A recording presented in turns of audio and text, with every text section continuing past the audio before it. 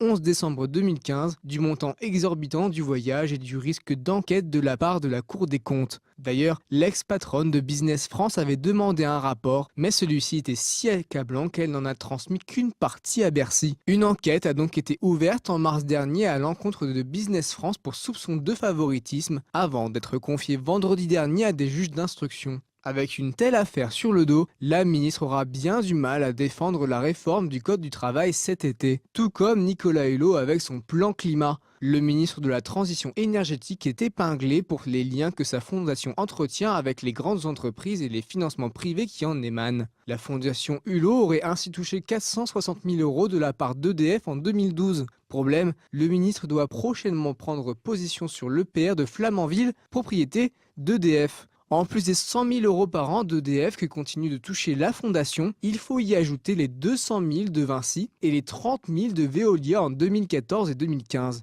Nicolas Hulot a ainsi bien failli être sorti du gouvernement qui a déjà suffisamment de casseroles à gérer. Nicolas Hulot possède également une société personnelle très lucrative intitulée Éole Conseil. L'entreprise, créée en 1990, lui permet de collecter entre autres les droits d'auteur de ses livres et une part des royalties de la marque Ushuaïa, du nom de l'ancienne émission du ministre. Éole Conseil a ainsi rapporté plus de 350 000 euros en 2013 à l'homme d'affaires écolo. Le nouveau ministre des Armées, Florence Parly, fait elle aussi polémique. Le maire du 15e arrondissement de Paris, Philippe Goujon, accuse l'ancien secrétaire d'État au budget de Lionel Jospin d'avoir organisé une visite dans l'hébergement de militaires participant à l'opération Sentinelle. Le lieu jusqu'alors confidentiel met désormais en danger les militaires et habitants du quartier selon le maire. L'armée n'est visiblement pas le domaine de compétence du nouveau ministre qui en a pourtant la responsabilité.